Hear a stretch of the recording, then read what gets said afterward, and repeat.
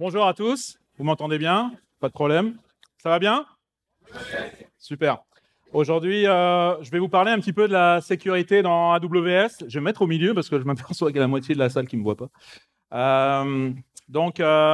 Juste une petite introduction sur déjà pourquoi KPMG, pourquoi parler au nom de KPMG. Pour votre information, KPMG, c'est 6500 employés au Canada, ce qu'on ne le sait pas forcément. Et puis, c'est un des leaders nommé par Forrester en 2019 parmi les fournisseurs de services en cybersécurité. Donc ça, c'était la petite histoire. Maintenant, en ce qui me concerne, plus particulièrement, qui est-ce que je suis? Donc, Cédric Thibault. Bonjour, enchanté de vous connaître. Je suis vraiment spécialisé en sécurité informatique et puis depuis environ 3 ans, je me focalise plus particulièrement sur l'info nuagique. Donc effectivement, je suis certifié AWS développeur associate et également security specialist. Et puis je suis en charge en tant que vice-président chez Egid, qui est une filiale de KPMG. Je suis en charge du développement de notre pratique info nuagique, ce qui m'amène justement ce matin à vous parler de AWS. Alors, de quoi on va parler? Je vais garder un rythme un petit peu soutenu, hein, vous avez vu. Alors, tout le monde me demande si je suis stressé depuis ce matin. Hein, donc, non, pas du tout, ça va. Si, un peu quand même. Mais en fait, le rythme soutenu, il est surtout parce qu'on a beaucoup de stocks ce matin à vous présenter. Et puis, je vais essayer de tout faire rentrer de façon correcte pour que vous ayez le temps de bien voir les différentes techniques que je vais vous exposer. Donc déjà, un petit rapide focus sur la sécurité du cloud. On me pose souvent la question, mais en quoi la sécurité du cloud serait différente que la sécurité on-premise, on-prem? Effectivement, c'est une question légitime, donc on va rapidement l'aborder. On va faire un petit survol d'AWS pour ceux qui ont encore quelques zones d'ombre par rapport à ce que c'est AWS. Ça va être rapide, parce qu'aujourd'hui, quand même, j'imagine que la majorité d'entre vous connaissent déjà AWS, mais peut-être même ont déjà travaillé ou commencé à avoir un petit peu de workload dans AWS. Est-ce qu'il y a des gens ici qui n'ont jamais travaillé dans AWS? Oui, quand même. Il y en a qui lèvent la main, clairement, là, c'est une intox. Ok, donc ça va mériter un petit aperçu. Ensuite, on va parler donc des techniques d'attaque et de défense à différents niveaux, justement, soit sur les infrastructures, soit sur les plateformes ou sur les services, les solutions. Et puis, une petite conclusion, comme il se doit. Alors, pourquoi parler de la sécurité du cloud, de l'info nuagique? En quoi est-ce différent? Déjà, ce qu'il faut vraiment comprendre, et ça, c'est un point essentiel, le cloud, ce n'est pas un ordinateur hébergé ailleurs que chez vous, simplement, qui est mis à votre disposition. C'est pas ça. Vous savez, on voit souvent le stickers là, cloud doesn't exist, it's just somebody else's computer. Il n'y a rien de plus faux que ce sticker. J'ai horreur de ce sticker. Le cloud, c'est une plateforme de services. C'est vraiment ça qu'il faut retenir. C'est un ensemble de services qui vous est offert au sein d'un environnement. D'ailleurs, si vous reprenez la définition de la Cloud Security Alliance, effectivement, vous avez un certain nombre de caractéristiques qui vont largement au-delà du simple hébergement mis à disposition dans une plateforme externe. Donc, cette plateforme de service, elle est riche et elle évolue très, très vite, que ce soit AWS, que ce soit Azure. Des nouvelles fonctionnalités, vous en avez plusieurs dizaines tous les ans qui sont rajoutées. Des nouveaux services, il y en a sans arrêt. Pour la petite info, d'ailleurs, cette semaine, j'ai intégré une nouvelle feature qui est sortie mardi dans AWS. Ça vient juste de sortir, c'est tout chaud. Là, je vais l'intégrer à la dernière minute dans la présentation. Donc, vous voyez, c'est l'exemple même de cette agilité. De facto, avec l'info nuagique vient également un modèle partagé de responsabilité qu'il faut s'approprier, qu'il faut bien comprendre, et on va y revenir un petit peu après d'ailleurs. Et puis, cette pléthore, tous ces nouveaux services qui n'arrêtent pas d'arriver dans AWS, de sortir dans AWS, Azure, etc., ça nous amène à repenser un petit peu nos TI. Je peux citer par exemple le serverless qui a été popularisé durant les 2 dernières années. Ça amène nos développeurs à repenser grandement la façon de délivrer leur application. Et puis, c'est beaucoup de cas d'usage innovants. Pour information, on peut gérer des satellites dans AWS. Donc, vous voyez, ce n'est pas le genre de choses qu'on va faire avec une infrastructure on-prem. Ou alors, peut-être pour le gouvernement qui est là-bas, là, mais c'est bon. Alors, justement, tous ces services, ils sont découpés. On peut les découper en 3 grands domaines. Hein. Alors, oui, il y a des sous-domaines qui apparaissent régulièrement, là, mais globalement, on retrouve le traditionnel découpage entre le IaaS, le PaaS et le SaaS. Donc, le IaaS, c'est lorsque tous les services qui vont nous permettre de consommer de l'infrastructure de façon élastique, de façon agile, rapide et automatisée. Le PaaS, c'est le domaine des services qui va nous permettre d'exécuter notre code applicatif, mais sans se soucier de l'infrastructure en dessous. Donc là, on veut évacuer un peu cette problématique de l'infra. On a notre code et on va juste se contenter de le pousser dans une plateforme pour le faire exécuter. Et puis, on a le SaaS. Le SaaS, bah là, on veut plus se soucier ni de l'infrastructure, ni du code. On veut vraiment aller consommer du software directement comme un service. Donc, effectivement, infrastructure as a service, plateforme as a service et software as a service. Je vous ai parlé du modèle de responsabilité. Ça, c'est quelque chose qui est valable autant pour AWS que pour Azure, GCP. En fait, pour tous les grands acteurs, vous retrouvez ce partage de responsabilité. C'est du classique. Ce qu'il faut bien comprendre, là, ça vient d'AWS, excusez-moi, cette illustration. Ce qu'il faut bien comprendre, c'est que vous avez la responsabilité de la sécurité dans l'info nuagique. Par un exemple, l'hyperviseur qui va vous mettre à disposition des instances que vous allez consommer, la sécurité de l'hyperviseur, c'est le problème d'AWS. Et puis, je pense qu'effectivement, il faut arrêter un peu de se poser la question, oui, mais est-ce que c'est bien secure, etc. Je crois qu'AWS a suffisamment de certifications et puis l'histoire nous montre que des brèches de sécurité à ce niveau-là, moi, personnellement, j'en connais pas. Par contre, tout ce qui se passe au-dessus, la façon dont vous allez configurer, par exemple, vos instances, la façon dont vous allez configurer vos services, vous allez les consommer, ça, c'est votre responsabilité. Et puis, effectivement, AWS ne viendra pas vous aider, vous dédouaner de quoi que ce soit en termes de responsabilité. Donc, les enjeux de la sécurité cloud, c'est quand même effectivement quelque chose qui sort des concepts habituels de la sécurité on-prem. C'est que c'est un modèle de sécurité qui n'est pas toujours bien compris, ce modèle de responsabilité. C'est le fait que votre infrastructure, de facto, elle est accessible sur Internet, quoi. Je veux dire, elle n'est pas enfermée à l'intérieur de votre périmètre, elle est accessible depuis n'importe quel point d'accès Internet au monde. Ça fait partie de la définition même d'un service cloud. La complexité, parce qu'on a beaucoup de services, des nouveaux types de services, et puis ça reste quand même difficile pour les équipes sécurité, les équipes TI de suivre ce rythme et puis de comprendre ces nouveaux services.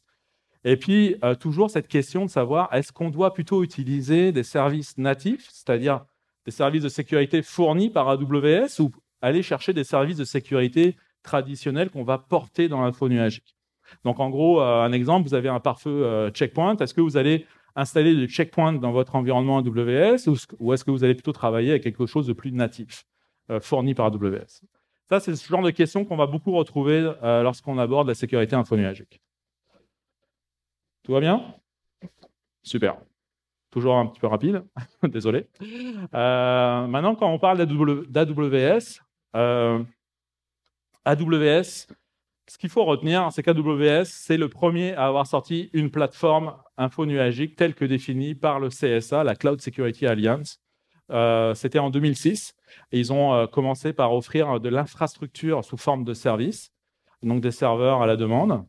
Et puis, cette innovation qu'ils ont provoquée en 2006 leur a permis de prendre la majeure partie du marché, de s'approprier la majeure partie du marché. Aujourd'hui, c'est le leader incontesté en termes de plateforme info nuagique. Dans le Magic Quadrant de Gartner, vous avez le AWS tout en haut à droite. Un petit peu plus bas, vous avez Azure qui rattrape du terrain au fur et à mesure, qui investit énormément. Et puis, beaucoup plus bas, vous avez GCP, Google Cloud, qui est clairement détaché des deux leaders. Pourquoi? Notamment à cause de cette capacité d'investissement d'AWS. En 2017, c'était 20 milliards d'investissements en CAPEX, donc en infrastructure, en data center, en machines. Donc vous voyez un petit peu le levier là qu'ils ont en termes d'investissement. Même Azure n'arrive pas à suivre, même Microsoft n'arrive pas à suivre en termes de CAPEX, d'investissement. Donc ça leur donne forcément un avantage en capacité de livraison dans le Magic Quadrant de Gartner. C'est pour ça qu'ils sont plus à droite. AWS, malheureusement, on le retrouve aussi beaucoup dans l'actualité en ce moment, puis parfois lié à des problèmes de sécurité. Donc ça, on va un petit peu en parler au fur et à mesure de la présentation. On va voir les différents cas là, qui sont exposés. Donc on a eu Facebook récemment une brèche donc, qui était liée à un bucket S3 mal configuré. Il y a eu du Uber qui avait des clés dans un compte GitHub, des clés d'accès à AWS. Tesla, ça on va en parler un petit peu plus tard, c'est hyper intéressant, là, qui s'est fait utiliser sa plateforme AWS pour faire du data mining, pour faire du crypto mining. Ouais, enfin pour faire du minage. Et puis OneLogin et Capital One, forcément Capital One, on va également voir un aperçu de quelles techniques exactement ont été utilisées dans le cas de la brèche de Capital One. Juste pour information, dans cette slide, pour rendre honneur en fait quand même à un de ces acteurs qui s'est fait breacher, OneLogin devrait plutôt être cité en exemple en réalité qu'être mis au banc des fautifs. Pourquoi? Parce que, et ça vient un petit peu dans la suite de mon talk, vous savez, le temps de détection d'une attaque chez un client, il est estimé en moyenne à 150 jours.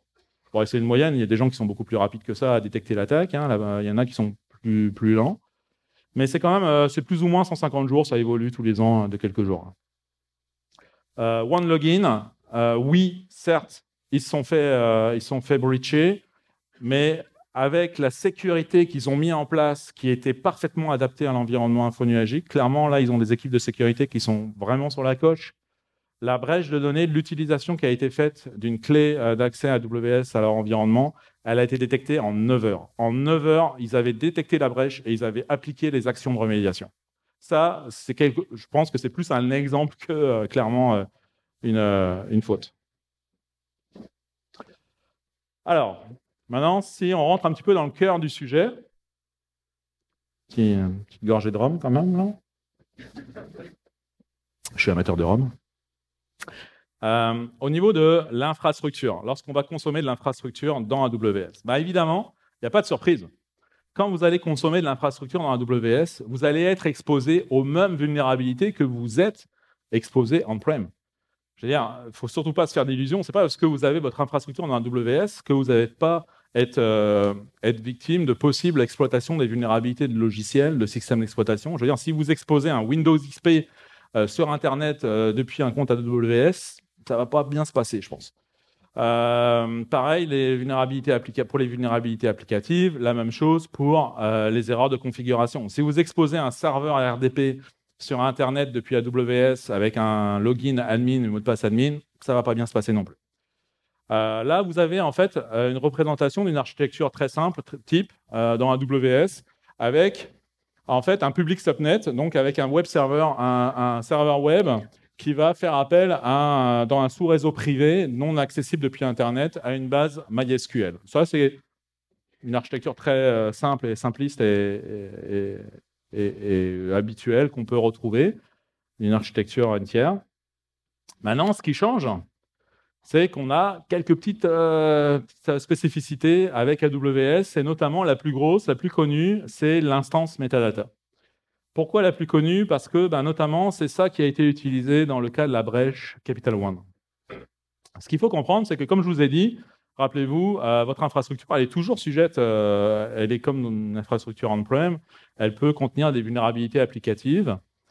Et puis, ce qui va se passer, c'est qu'en fait, dès l'instant où un attaquant va prendre pied dans votre web server, par exemple, il va pouvoir utiliser les instances metadata mises à disposition par AWS. Alors, qu'est-ce que les instances metadata? Les instances metadata, ce qu'il faut comprendre, c'est que, je vous en ai parlé, c'est une plateforme de service AWS. Ce n'est pas un serveur hébergé mis dans une salle juste dans un data center. Ça veut dire quoi? Ça veut dire qu'en fait, votre serveur, il faut le voir comme un service qui doit être capable de communiquer avec les autres services AWS, avec l'écosystème AWS. Pour cela, traditionnellement, ce qu'on fait, c'est que, d'ailleurs, on autorise l'instance par l'intermédiaire d'un rôle. On attribue un rôle qui contient un certain nombre de droits, qui, du coup, va permettre, par exemple, des scripts installés ou des logiciels installés sur cette instance d'accéder à des buckets S3, à du storage, d'accéder à de l'identité, à des clés de chiffrement, d'accéder à tout ce qui lui est nécessaire pour travailler dans l'environnement AWS. Ces informations, elles sont mises à disposition de l'instance et des scripts et des logiciels qui sont installés sur cette instance par l'intermédiaire d'une URL 169 j'ai oublié, j'ai un trou de mémoire, là c'est le stress. de 54 ou 69 de 64, quelque chose comme ça. Et puis cette URL, en fait, elle expose un certain nombre d'informations. Elle informe l'instance qu'elle se situe dans tel subnet, dans tel réseau, dans telle région géographique AWS. Elle lui donne plein d'informations, mais notamment, elle lui donne également de l'information par rapport au rôle qui lui a été attribué. Et dans ces informations, il y a quoi? Il y a des clés d'accès. Parce qu'un rôle, c'est comme un user, c'est la même chose, ça représente la même chose. Donc cette capacité qui est mise en œuvre dans AWS, elle est faite pour faciliter l'automatisation, pour permettre d'automatiser au maximum les logiciels et puis les instances qui sont mises en œuvre dans AWS. C'est le fun, c'est bien, ça fait partie de la définition du cloud. Le problème, c'est que si un attaquant il prend pied dans votre instance, voilà ce qui va se passer, et c'est exactement ça qui s'est passé dans le cas de la brèche Capital One. Donc la première chose, c'est que si j'ai une cible, je vais essayer d'identifier si elle est sous AWS, ce que je fais là actuellement. Est-ce que je vais essayer de ne pas vous... Ouais, si, non, bon, correct. Donc, je vois que mon instance, elle est dans AWS. Ce que je vais faire, c'est que je vais aller essayer d'exploiter une vulnérabilité applicative sur cette instance. Bon, bah là, évidemment, pour le bienfait de la présentation, c'est très, très simplifié. Donc, il se trouve que cette instance, ce serveur web, il est vulnérable à une vulnérabilité de type SSRF, donc Server-Side Request Forgery, ce qui va me permettre d'exécuter une commande depuis ce serveur exposé sur Internet. Donc là, qu'est-ce que je vais lui faire? Qu'est-ce que je vais faire? C'est que je vais lui demander, va consulter cette fameuse instance metadata et puis ramène-moi le nom du rôle qui t'est attribué. Ce que je fais avec une URL donc forgée, un petit peu original. Là, à ce moment-là, gentiment, mon serveur web qui est vulnérable, il me ramène le nom du rôle que AWS a attribué à l'instance. C'est nice. Donc, ce que je vais faire, c'est que je vais continuer à interroger l'instance metadata. Ce coup-ci, avec le nom du rôle, je vais lui dire, tiens, ramène-moi les accès nécessaires, l'access key liés à ce rôle. Donc là, je modifie encore, je reprends le nom du rôle. Je modifie l'URL pour rajouter à la fin de mon URL ce nom de rôle.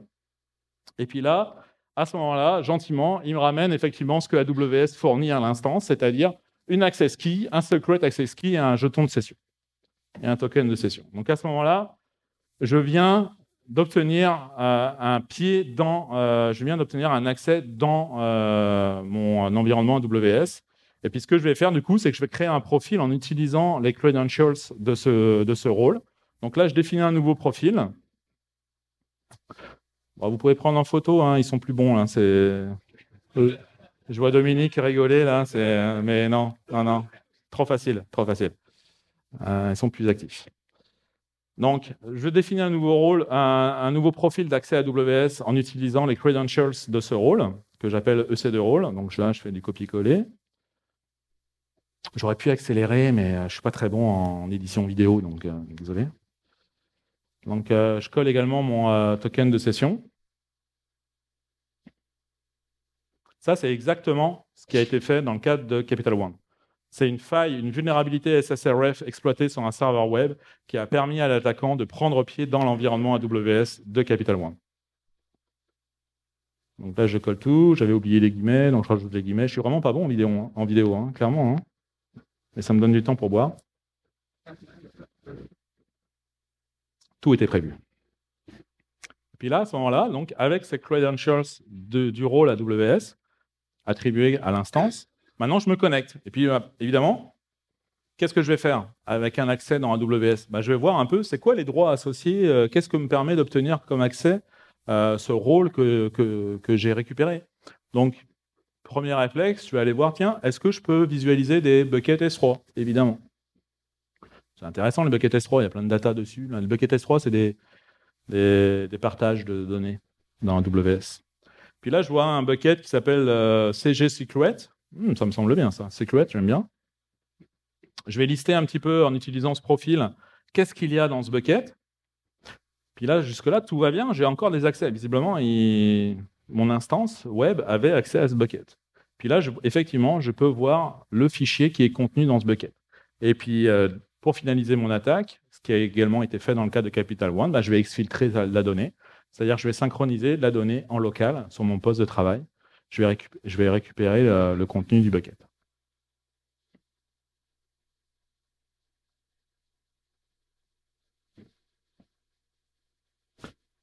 Les petits copier-coller qui vont bien. Et c'est copié. Et là, j'ai téléchargé, donc j'ai exfiltré la donnée depuis l'environnement cible vers mon poste de travail et j'ai accès au contenu du fichier. Ça, c'est exactement la méthodologie qui a été employée dans le cadre de Capital One. Vous voyez que l'importance de protéger vos applicatifs exposés dans votre infrastructure IaaS, à quel point il est important de se protéger face à des vulnérabilités de type SSRS, par exemple. C'est pour se protéger face à ce type d'attaque. La bonne nouvelle, c'est que AWS, non je plaisante, c'est pas une bonne nouvelle, AWS ne propose aucun dispositif natif pour empêcher cette consultation des instances metadata. Parce que c'est tellement intrinsèquement lié, si vous voulez, à l'automatisation et au fonctionnement d'AWS que vous n'avez pas de système de feature native dans AWS pour empêcher ça.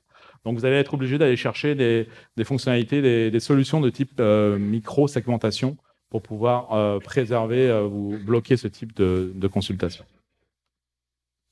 Une autre possibilité également, une fois que vous avez obtenu pied, plutôt que d'aller, si vous vous retrouvez avec un rôle qui n'a pas forcément beaucoup d'accès, qui n'a pas accès à des S3 intéressants, ce que vous pourriez faire, c'est essayer de jouer sur l'élévation de privilèges. Donc là, la solution pour gérer les identités et les accès dans AWS s'appelle YAM.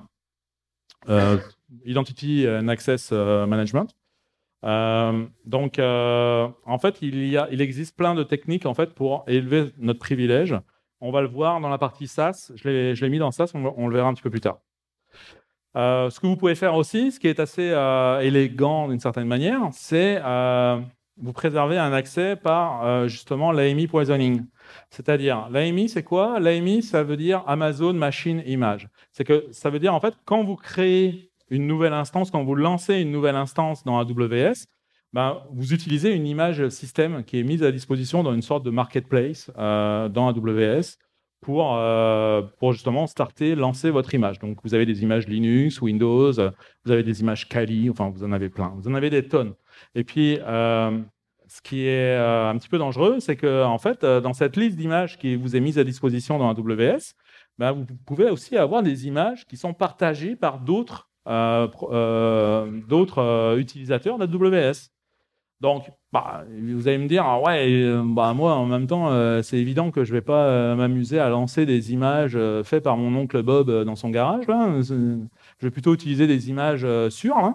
Ouais, mais c'est là où vous pouvez être un petit peu rebondir sur ce scénario et imaginer avec un petit peu de social engineering et du phishing, une campagne de phishing qui vous invite à tester la dernière image mise à disposition par la communauté open source avec une Kali customisée.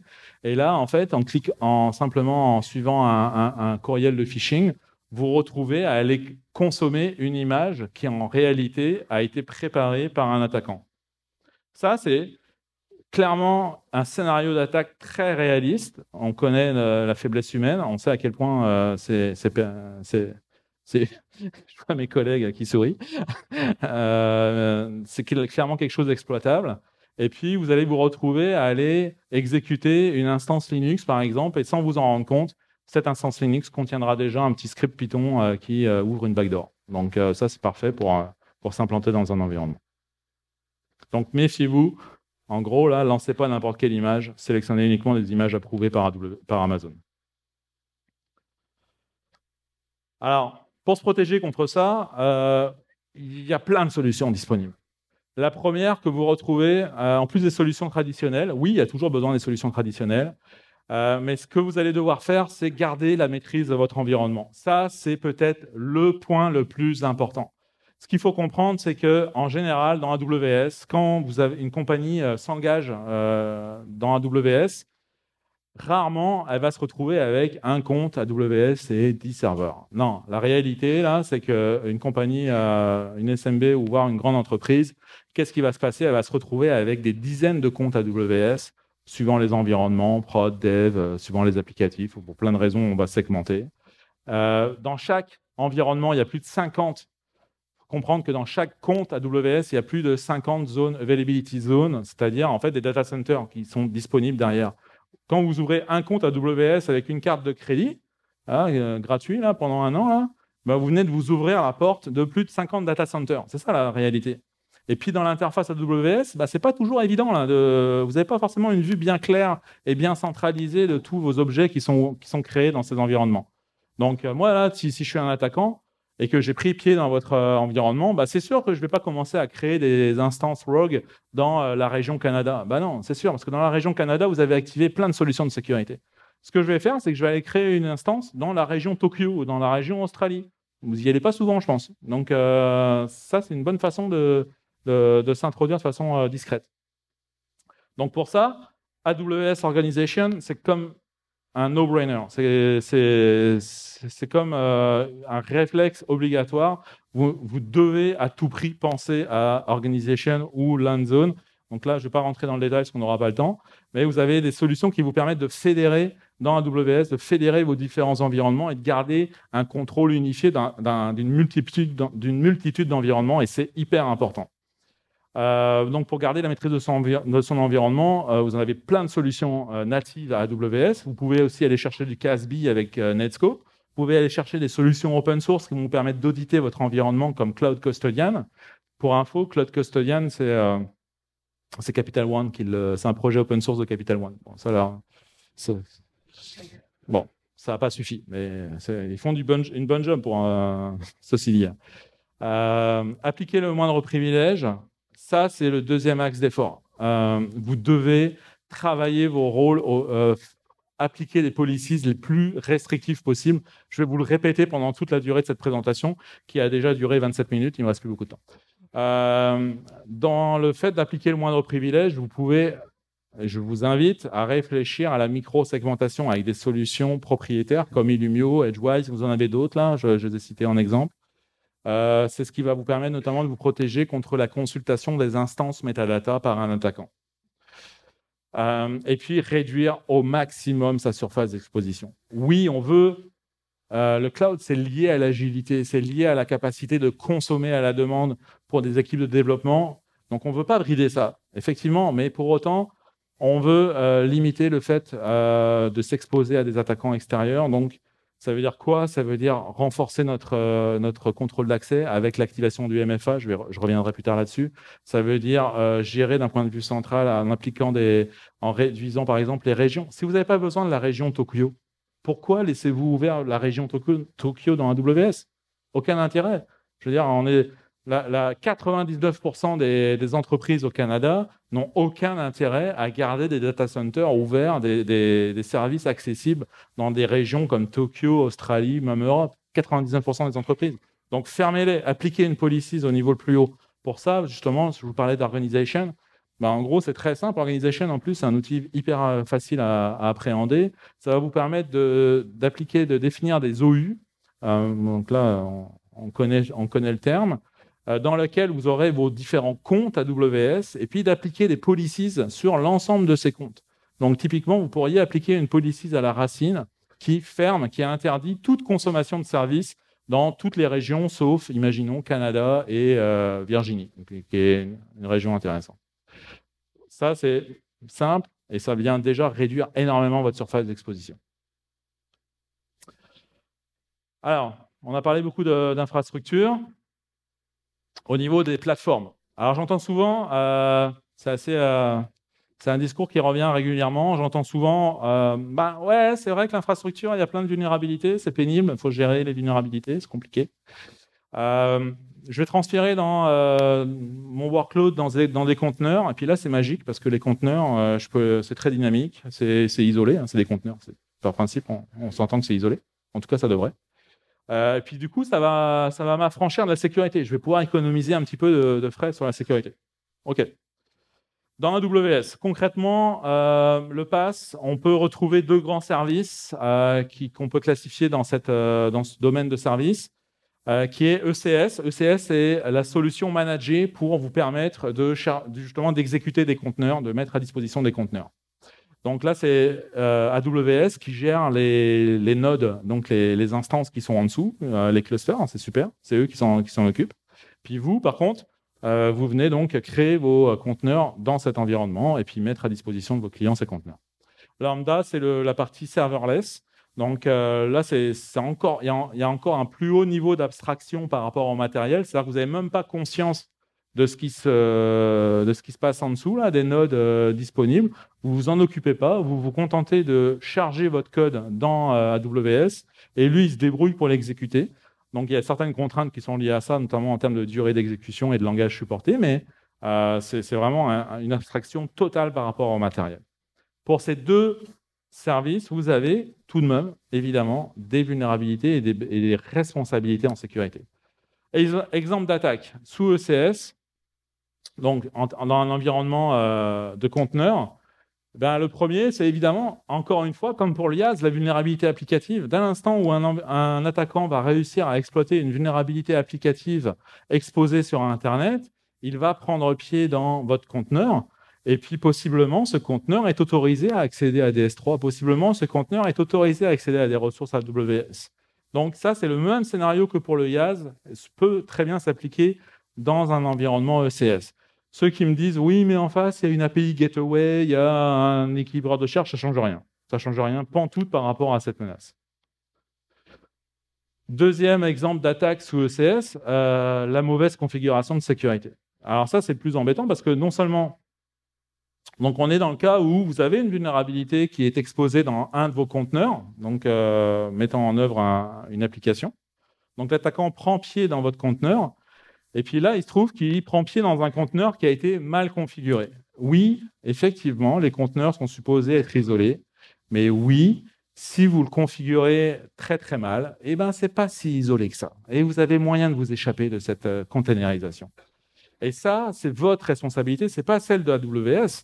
AWS, il vous met à disposition la plateforme, c'est vous qui décidez de la consommer de la façon dont vous voulez. Si vous décidez d'exécuter vos conteneurs en mode privilégié avec le compte-route, bah, l'attaquant qui va prendre pied dans votre conteneur, il va se retrouver avec des droits qui va lui permettre de monter l'ensemble du file system de votre node, donc de l'instance qui supporte vos conteneurs. Ça veut dire quoi? Ça veut dire qu'il va avoir la possibilité de rebondir potentiellement sur d'autres conteneurs mis en œuvre par ce node, d'autres pods. Donc ça, c'est vraiment lié à la configuration de votre cluster, de votre plateforme de conteneurs. C'est vrai pour OCS, c'est vrai pour à peu près n'importe quelle d'ailleurs plateforme Kubernetes ou mise en œuvre dans un environnement infonuagique. Pour information, Tesla, je vous en avais parlé tout à l'heure, hein, Tesla, c'était un conteneur qui s'est fait breacher, un conteneur de Tesla qui s'est fait breacher. Ils avaient des accès depuis ce conteneur à des S3 de Tesla, mais bon, a priori, les données n'étaient pas super intéressantes. Donc, ils se sont dit, bah, non, je ne vais pas me contenter de récupérer les données. Ce que je vais faire, c'est que je vais plutôt utiliser la CPU mise en œuvre avec la plateforme pour miner, pour faire du Bitcoin. Donc, en fait, ce qui s'est passé avec Tesla, c'est qu'ils se sont retrouvés avec une petite facture d'AWS de plusieurs centaines de milliers de dollars. Oh, tiens, surprise, qui était en fait issue d'un hijacking de leur conteneur par les attaquants qui en ont profité pour se faire un petit peu de Bitcoin. Dernière technique qu'on peut citer sous ECS, bah ça encore, c'est assez élégant là. On va aller travailler sur la source. Donc ça, c'est très bon pour faire de la persistance dans un environnement qu'on a breaché. Donc, imaginons qu'on a pris pied dans un environnement AWS. Comment faire pour justement réussir à maintenir, essayer de préserver un accès? Bah, notamment, si on a réussi à obtenir un accès au registry. Le registry avec ECS, ça s'appelle ECR. C'est pas très original. Le R, vous devinez pourquoi. Et puis, c'est quoi? C'est un dépôt d'images que vous allez pouvoir utiliser, que le client peut utiliser pour donc, charger ses conteneurs, pour lancer ses conteneurs. Puis, ce dépôt d'images, il est hyper important. Il est hyper important. Pourquoi? Parce que s'il est compromis, ben, évidemment, qu'est-ce que va faire l'attaquant? Il va aller charger une nouvelle image, il va aller modifier les images que vous utilisez au travers de ce registry. Il va aller, en fait, consulter les images mises en œuvre, il va les télécharger, il va les modifier pour mettre un petit backdoor en Python qui va lui prendre 2 minutes, il va le recharger l'image dans votre registry, et puis qu'est-ce qui va se passer? C'est que vous qui êtes tout content de votre système de conteneurs qui se shut down tous les jours et qui se restart tous les jours, en vous disant bah, ça me protège, bah, tous les jours vous restartez une nouvelle image avec une backdoor. Donc en fait, ça ne vous sert pas à grand-chose. Vous avez même des outils qui vous permettent de vous simplifier la vie. Des fois, vous ne saviez pas le faire en ligne de commande. Des outils comme CCAT de Rhino Labs. Rhino Labs, c'est vraiment une entreprise qui travaille énormément dans la sécurité AWS. Vous permet d'énumérer donc justement les ECR disponibles, de lister les différentes images disponibles dans ces dépôts, de les récupérer, puis ensuite de les repusher. Donc pour ça, il faut avoir déjà pris pied dans l'environnement, mais vous comprenez à quel point c'est vicieux là, parce qu'en fait, vous n'arrêtez pas de recharger des nouvelles images qui sont toujours compromises. Donc là, c'est protéger votre repository, c'est essentiel. Vérifier les images que vous consommez dans votre repository, c'est également très important. Sous Lambda, nous avons également des scénarios intéressants. La première chose, c'est Lambda, oui, ok, on charge du code, donc rappelez-vous, c'est du serverless, donc c'est la façon d'exécuter du code avec une abstraction totale de l'infrastructure. Mais ce code, bien souvent, en fait, premièrement, vous le chargez dans des S3, donc est-ce que le S3 est bien protégé? On va en parler. Et puis, pour qu'il s'exécute, ce code, parfois, vous pouvez lui donner des variables d'environnement. Donc là, typiquement, c'est le cas dans cette petite démonstration. Un attaquant qui a un accès en lecture seule, ou un attaquant ou un utilisateur interne qui a un accès en lecture seule à votre environnement et puis aux différents lambda qui tournent dans votre environnement, peut très bien donc les lister ces différentes fonctions. Et puis quand il liste les fonctions, il liste également les variables d'environnement qui sont transmises à ces fonctions. Et puis, ce qu'on peut retrouver assez régulièrement chez certaines compagnies, c'est une très mauvaise habitude qui est d'attacher des clés d'accès, des rôles à des variables d'environnement. Donc là, ça a été vite, mais en fait, on a vu qu'il y avait des variables d'environnement exposées. Donc, tout ce que j'ai là actuellement, c'est juste un accès en lecture seule. Ça m'a permis d'accéder à des variables d'environnement. Et puis, évidemment, ces variables d'environnement, ça représente quoi? Donc, c'est les credentials du rôle associé à la lambda, qui, elle, a peut-être beaucoup de droits. Donc, je vais encore une fois me définir un profil avec ce rôle. Donc, je me crée un nouveau profil. Là, je m'aperçois... Vous vous apercevez de rien, parce que, évidemment, ça, c'était trop compliqué pour moi. Donc, de toute façon, c'était la fin, c'est pas grave. Donc, avec ce rôle, je m'aperçois que je n'ai pas forcément un accès au S3, mais je peux avoir un accès aux EC2.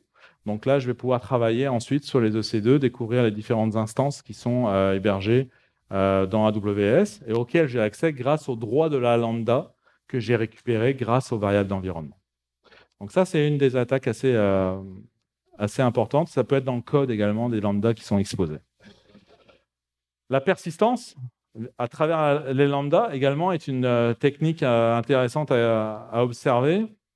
Ce qu'il faut comprendre, c'est que chaque événement dans AWS peut donner lieu à un événement récupéré, interprété par CloudWatch, un service AWS. Et puis CloudWatch, donc, il est capable de dire à chaque événement dans mon environnement, je vais associer une action, qui peut être l'exécution d'une lambda. Un peu de rhum? Me pique pas tout quand même. Donc, typiquement, un attaquant qui a pris pied dans votre environnement, comment il va assurer sa persistance? Une bonne façon de travailler, ça va être de créer un nouvel event. Putain, tu pousses à la consommation. Merci. Ça va être d'associer en fait chaque événement lié à l'identité et aux accès à une lambda qui, elle, va faire quoi? Va aller récupérer les credentials du user sujet à cette action vers un site web pour exfiltrer les credentials. Vous allez me dire, ça a l'air compliqué. Écoutez, la lambda, là, elle fait 15 lignes. Ça, c'est les 15 lignes de la lambda, là, en l'occurrence. Super simple comme technique d'attaque. Créer un event dans CloudWatch, ça prend 30 secondes. Et puis, alors oui, on peut se dire, OK, ouais, mais là, ta lambda, là, quand on regarde le code, il n'y a pas besoin d'être développeur pour se rendre compte que clairement, c'est une lambda malicieuse. Là. Je veux dire, moi, je suis administrateur, je vois ça, là, je comprends bien qu'il y a un problème. Ouais, mais ça, c'est facile quand vous en avez une. Rappelez-vous, la réalité, là, c'est qu'une entreprise sur AWS, elle a plusieurs comptes. Elle a des multitudes d'instances. Et la réalité, c'est qu'elle a peut-être des centaines de lambda dans son environnement. Allez chercher une lambda malicieuse quand vous en avez peut-être 200 ou 300 des lambda. Là, ça devient beaucoup plus compliqué. Et puis là, à ce moment-là, à chaque fois que, par exemple, dans le cas présent, à chaque fois que je rajoute un utilisateur à un groupe, pouf, j'envoie ces credentials sur un site web externe. Parfait pour avoir une persistance et pour se retrouver avec une multitude de points d'accès à l'environnement cible. Sous Lambda, il y a aussi évidemment des vulnérabilités liées vraiment à l'application traditionnelle, comme on peut retrouver dans les conteneurs, notamment dû au fait que beaucoup de Lambda sont écrites avec des langages de script pour différentes raisons. On retrouve énormément de Lambda écrites en Python et en Node.js. Or, en fait, les attaquants, les pentesters sont habitués en fait, à travailler sur des bugs de désérialisation avec des scripts Python. Et puis également en Node.js, il y a une fonction qui s'appelle eval qui a priori est catastrophique. Je ne suis pas pentester, donc là, je ferai confiance aux gens qui s'y connaissent. Mais ça vous amène à quoi? Ça vous amène en fait à la capacité d'exécuter du code à l'intérieur d'une lambda, donc un petit peu à l'image de la vulnérabilité SSRF dans un environnement IaaS. Vous pouvez faire la même chose avec une lambda, en gros. Donc pour se protéger, comment on fait? En plus de se protéger contre les vulnérabilités applicatives, donc oui, évidemment, il vous faut des solutions pour protéger votre code applicatif, pour vérifier le fait qu'il est bien écrit, qu'il ne comporte pas de vulnérabilité, etc. Réduisez au maximum la portée des privilèges accordés. Les rôles, là, IAM, c'est essentiel, c'est le cœur de votre sécurité dans AWS. Notamment dans des gros environnements, vous devez mettre du temps, vous devez mettre des moyens pour auditer votre environnement IAM et vous assurer que si votre lambda, si votre conteneur, si votre instance elle a besoin d'accéder à tel objet, quels sont les droits pour accéder à cet objet et juste à cet objet et à rien d'autre en dehors. Et ça, c'est vraiment pas fait. Je vous le dis là, la réalité, c'est qu'on a tendance encore à être trop générique dans nos droits, dans l'octroi de nos droits. Puis vous pouvez essayer, si c'est possible, d'attacher également cette gestion d'ailleurs des droits, des privilèges avec votre solution on-prem, avec vos outils on-prem. Parce que ce que vous voulez pas avoir un dépôt d'identité pirate là, dans le cloud, non géré, non suivi, sans processus. Donc, si vous avez une solution on-prem, validez le fait, étudiez la possibilité qu'elle puisse prendre en compte votre environnement AWS en termes de gestion de privilèges. Contrôler la configuration, on en a parlé. Contrôler aussi l'isolation de vos conteneurs, par exemple. Donc là, il y a des solutions très spécialisées. Je ne sais pas là si ça vous dit quelque chose. Là, c'est les solutions qui sont citées, mais clairement, vous voyez, il n'y a pas vraiment. Là, je ne cite pas beaucoup de solutions type très traditionnelles. Pourquoi? Parce que bien souvent, c'est des solutions qui sont vraiment spécialisées, qui sont faites pour ces environnements, qui sont assez jeunes. Mais c'est celles qui sont vraiment adaptées. Des Aqua, des Twistlog, des DV Cloud, des Protego. Vous avez des solutions aussi d'audit open source, KubeBench, KubeHunter, qui sont hyper intéressantes, qui vont permettre d'auditer votre configuration ECS. Et puis, vérifier la vulnérabilité, certes au sein du code, mais surtout au sein des images. Quand vous consommez des images en environnement ECS, en environnement Docker, validez avant de lancer vos conteneurs, validez que les images que vous consommez sont saines, sont propres. Donc pour ça, vous avez des outils. Et puis justement, je vous parlais des nouvelles features qui arrivent à tous les jours avec AWS notamment. ECR, donc le registry en soi d'AWS maintenant, depuis cette semaine, offre une fonctionnalité pour tester les vulnérabilités au sein des images qu'il héberge. Donc ça ressemble à ça. C'est basé sur des lambdas, c'est gratuit. Donc, clairement, là, si vous n'avez pas encore d'outils ou de processus pour ça, intéressez-vous à cette feature. Ça serait dommage de ne pas l'utiliser. Mais vous avez également d'autres outils. Aqua et Twistlog, c'est les deux gros joueurs. Ils peuvent vous aider également là-dessus. Vous avez Tenable.io, Conteneur. Enfin bref, vous avez d'autres solutions. Ça va bien? Il ne reste plus qu'une heure, je vous rassure. Au niveau SaaS, au niveau SaaS, c'est un petit peu plus court, mais oui, la première des choses, et puis ça, j'élargis un petit peu là, c'est vrai pour AWS, c'est vrai pour n'importe quel SaaS que vous allez consommer, vos responsabilités sont toujours présentes. Le gros problème avec l'environnement SaaS, avec le monde SaaS, c'est comme c'est pas votre code, c'est pas votre infrastructure, donc on a tendance à croire que fine, on n'a rien à faire là, c'est pas mal, c'est la responsabilité de celui qui nous fournit le SaaS. C'est faux. Par exemple, je vous ai cité 3 domaines ici. L'identité, la protection de la donnée, la configuration de votre service, c'est votre responsabilité. AWS va pas prendre cette responsabilité pour vous. Si vous décidez d'exposer avec l'identité un compte admin avec mot de passe admin sans MFA, too bad. Si vous ne protégez pas votre donnée correctement et que vous chargez des données hyper critiques, hyper confidentielles dans un service qui s'approprie la propriété intellectuelle de vos données, c'est votre responsabilité. Et puis la configuration, évidemment, beaucoup de services proposent des configurations avancées pour protéger vos données. C'est à vous de prendre le temps de les étudier. Donc, par exemple, si on focus sur l'identité, dans le cas d'AWS, où je vous ai dit, c'est YAM, le service qui gère l'identité, il faut savoir qu'il y a 21 méthodes recensées d'escalade de privilèges dans YAM, basées juste sur certains droits qui, bien utilisés, vous permettent de devenir administrateur.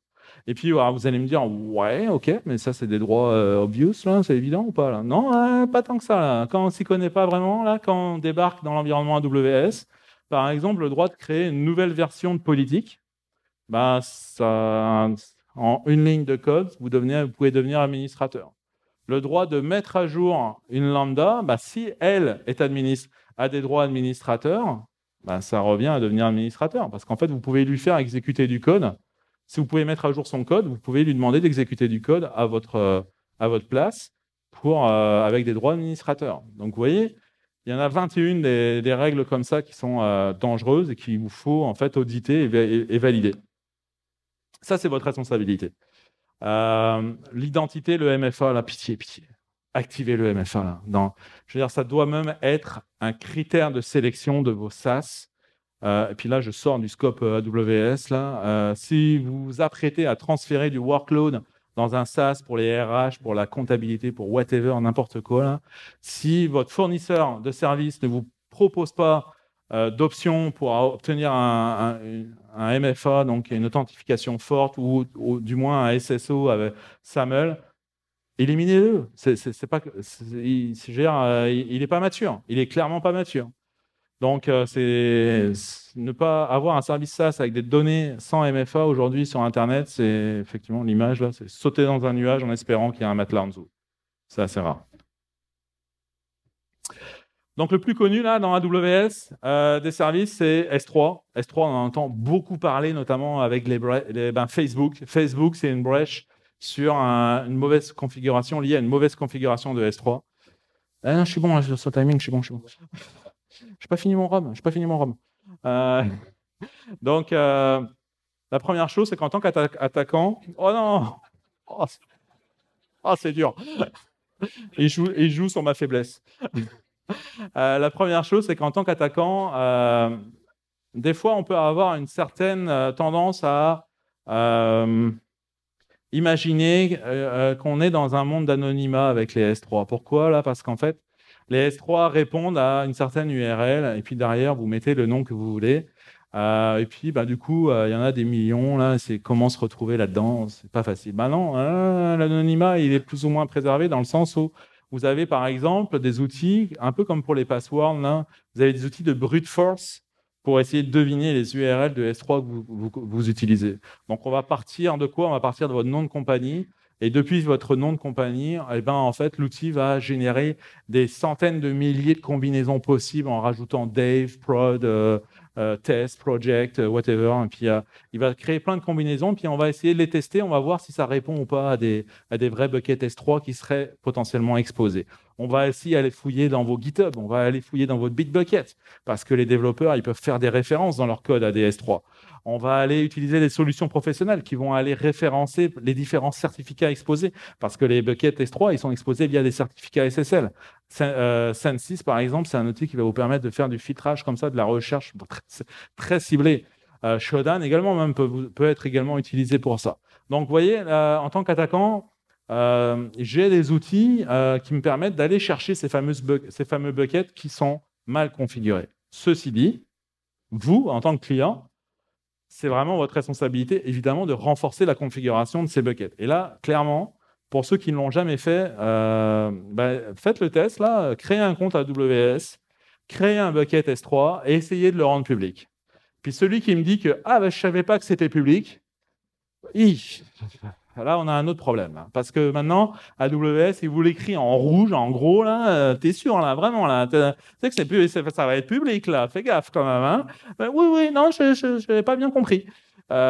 C'est ça. On peut pas, je veux dire, c'est votre responsabilité. Vous choisissez de rendre un bucket public. Vous êtes vraiment informé. Donc, par contre, ce qui est compliqué, effectivement, dans un environnement très riche avec beaucoup d'utilisateurs, c'est que comment on fait pour s'assurer que vous n'avez pas un utilisateur un petit peu original dans votre compagnie qui va pas se rendre compte du danger. Ça, vous utilisez des outils spécialisés pour ça. AWS Config est parfait. Et puis, on va voir justement ensuite un exemple. Avec Organization, vous pouvez appliquer des règles qui vont enforcer des configurations type pour vos S3 qui vont vous empêcher de l'exposer publiquement. Vous avez plein de solutions. Et puis, pour les données très importantes que vous hébergez dans S3, vous avez encore une fois, vous avez plein d'options qui sont disponibles avec le service sous AWS.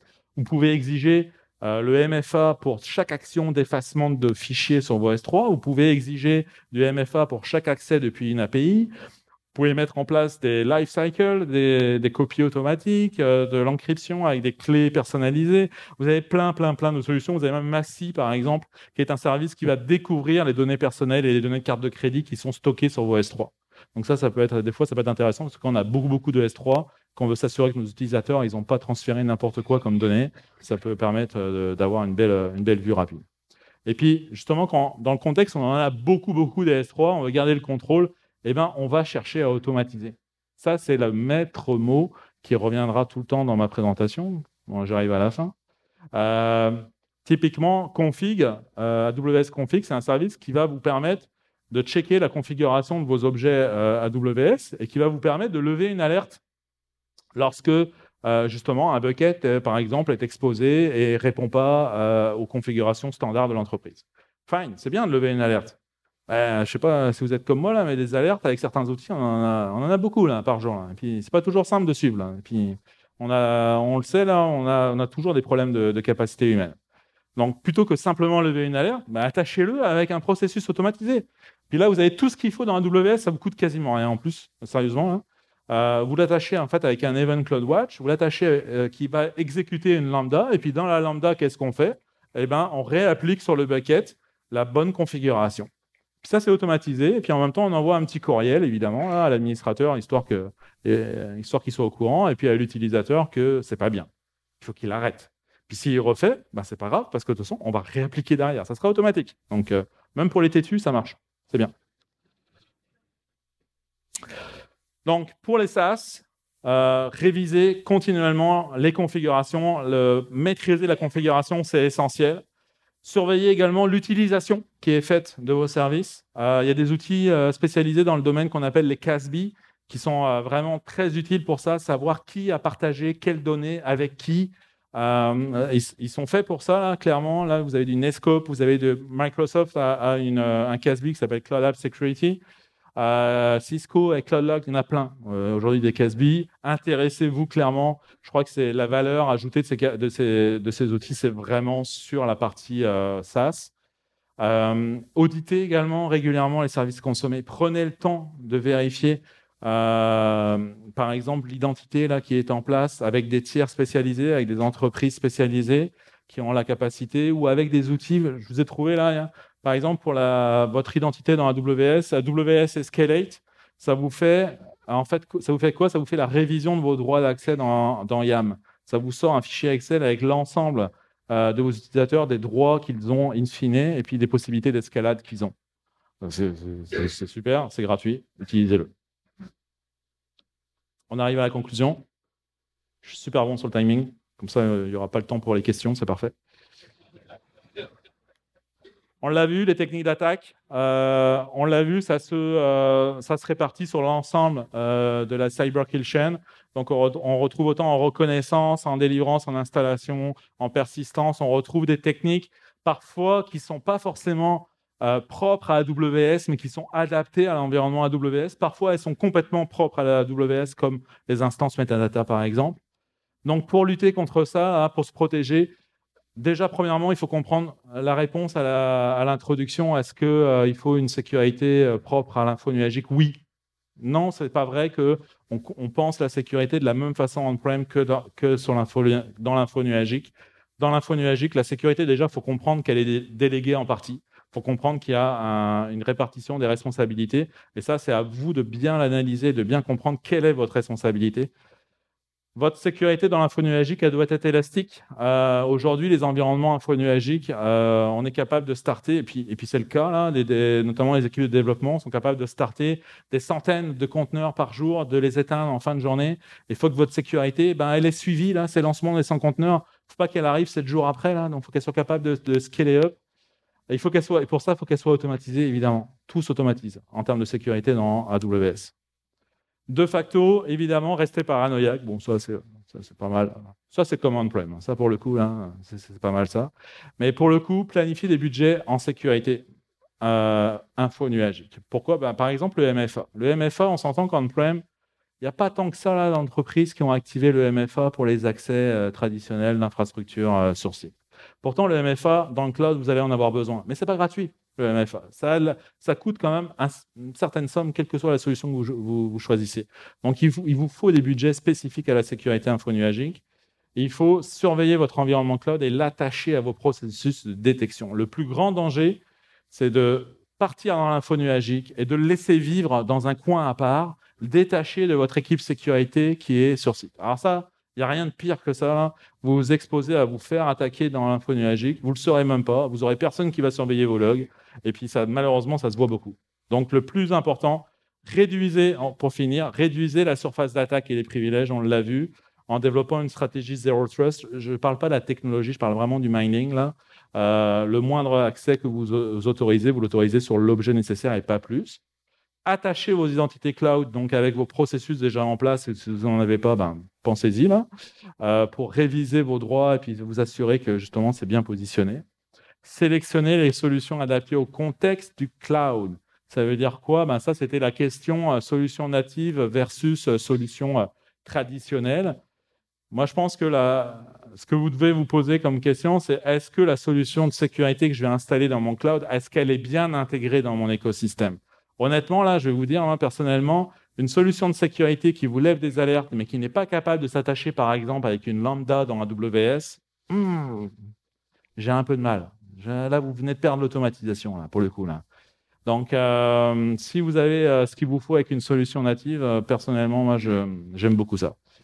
Et puis, enfin et surtout, formez vos analyses sécurité à AWS. La réalité, c'est que vous ne pouvez pas faire de sécurité AWS si vous ne comprenez pas à la base les objets, comment ça fonctionne, les objets AWS, les différents systèmes, fonctionnalités d'AWS. Auparavant, il était impossible de passer la certification Security Specialist AWS sans avoir passé avant une certification associate. Ce n'est plus le cas. Mais personnellement, je recommande de continuer à garder ce niveau. Faites d'abord une certification associate. Apprenez architecte ou développeur ou whatever. Apprenez en fait comment fonctionne l'environnement et ensuite appliquez la sécurité. Parce que sinon, ça ne fait pas de sens. Vous essayez d'appliquer des patterns on-prem sur l'AWS, c'est comme un décalage. Donc ça a des budgets. Et puis ça, sentez-vous légitime à demander en fait, des formations spécifiques. Si on vous demande de sécuriser un environnement AWS, il faut que vous soyez formé à AWS. Et c'était pas mal la fin pour moi.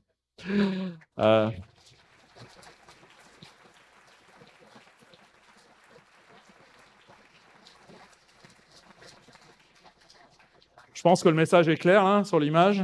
Tout le monde a compris mon avis sur le sujet. Le cloud, c'est vraiment pas juste un hébergement. Et puis, merci beaucoup de votre attention. Si vous voulez discuter avec des spécialistes cloud, en Égide, on a plusieurs pentesters qui ont travaillé sur Office et sur AWS. Ça nous fera plaisir d'échanger. Merci beaucoup.